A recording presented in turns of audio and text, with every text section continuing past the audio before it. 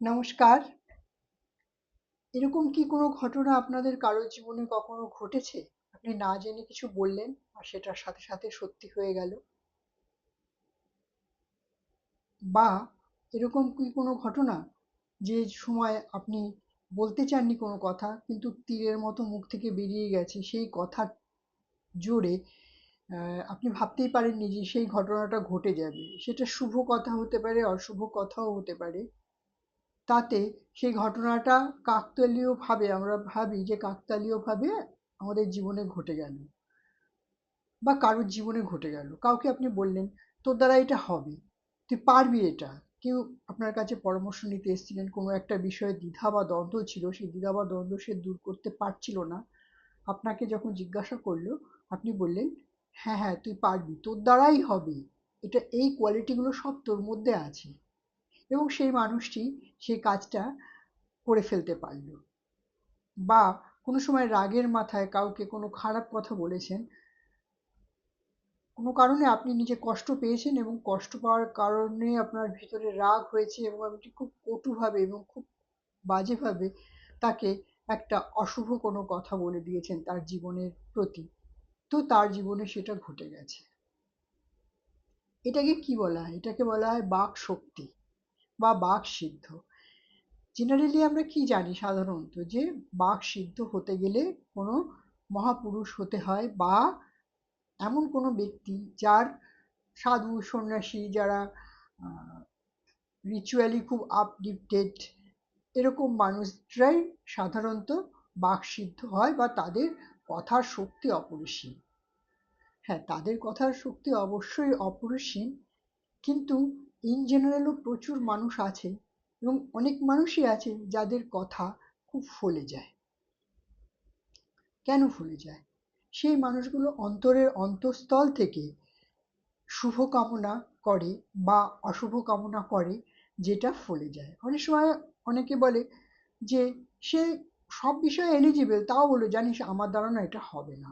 অথচ আপনি দেখছেন তার দ্বারা সেই কাজটা হবেই হবে, কিন্তু সে বিশ্বাস করে তার দ্বারা হবে না। কেননা তার ভেতরের যে অন্তরাত্মা, সেও জানে তার দ্বারা হবে, কিন্তু তার আউটার বডি বা সিচুয়েশন বা কোনো অভিজ্ঞতা থেকে সে বলে আমার দ্বারা হবে না।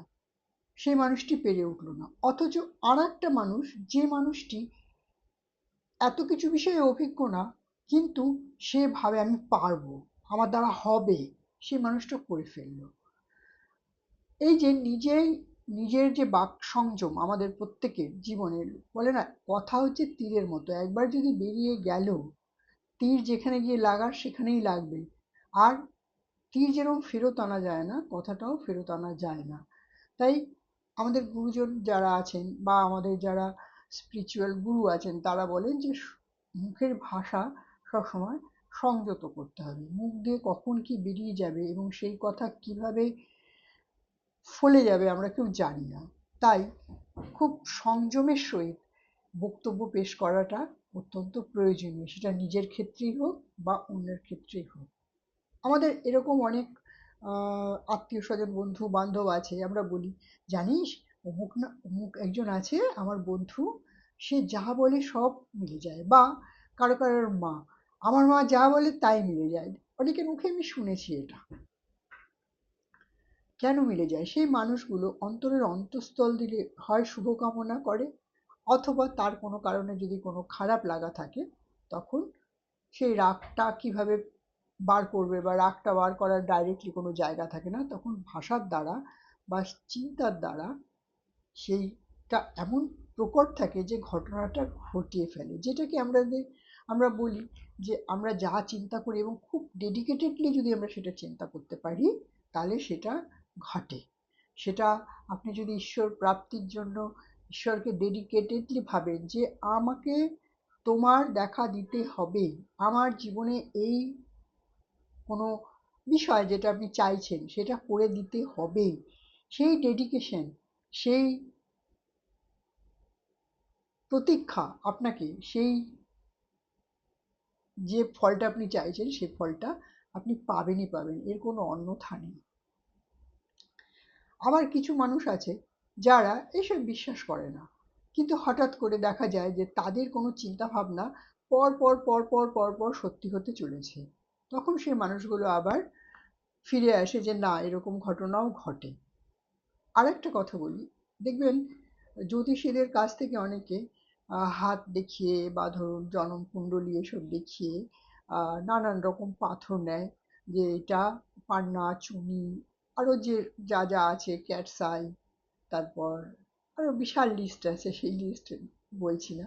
এই লিস্ট অনুযায়ী এই লোকের এই গ্রহে বা নক্ষত্রে এই দোষ আছে, সে এটা পড়বে, এটা তামা দিয়ে পড়বে, এটা সোনা দিয়ে পরা যায়, এটা আপনার কেউ লোহার আংটি পরবে, এরকম বিভিন্ন বিভিন্ন জিনিস থাকে, যেটা হচ্ছে প্রতিকার হিসেবে দেয়া হয়, যে এই যদি প্রতিকারটা নেওয়া হয় তাহলে হয়তো সেই বাধা বা বিঘ্ন কেটে যাবে এবং মানুষটির জীবন খুব সুন্দরভাবে চলবে।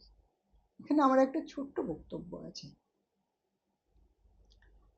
আমরা যদি কোনো একটা পান্না আপনি পরলেন, একটা গয়না হিসেবে পরলেন, তাহলে সেটা গয়নারই কাজ দেবে, সেটা আপনার শোভাবর্ধনই করবে। কিন্তু মানসিকভাবে যদি আপনি ভাবেন যে এই পান্নাটা আমার জীবনে এই এই উন্নতি আনবে, হ্যাঁ, এই পান্নাটা ধারণ করলে আমি এই এই কাজগুলোতে আমার সফলতা আসবে, বা এই এই বিষয়গুলো আমার জীবন থেকে চিরতরে বিদায় হবে, যেগুলো আমি পছন্দ করি না।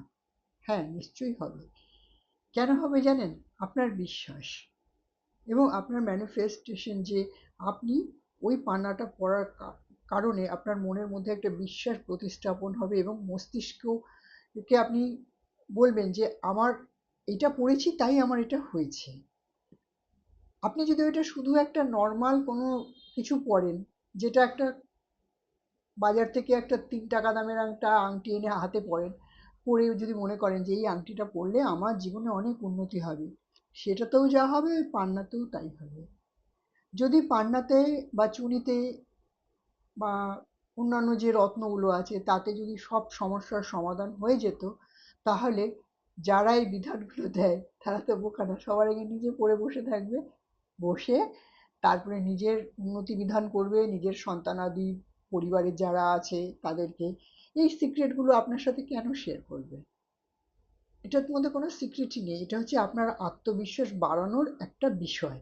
যেমন আমরা সোনার গয়না যখন পরি, তখন আমরা ফিল করি যে আমি একটা রিচ কেউ, আমি সোনার গয়না পরেছি, আমার ভালো লাগছে। একটা গয়নার যে ভার, সোনার কি দাম আছে? সোনার কোনো দাম নেই, আমরা সোনাকে দামি করেছি তাই সোনা দামি।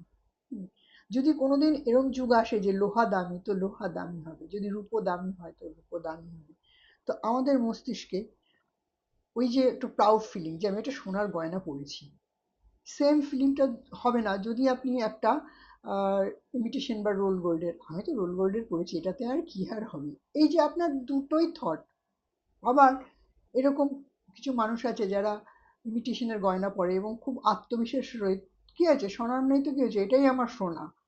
তার কাছে কিন্তু সেই আত্মবিশ্বাসই সেটাকে সোনা, আমি বলছি না সেটা ধাতুটা পরিবর্তন হয়ে যাচ্ছে, ইমিটেশনটা বাস্তবিক শোনা হয়ে যাচ্ছে, সেটা হয় না, কিন্তু আত্মবিশ্বাসের কোনো চিড় তার ধরে না।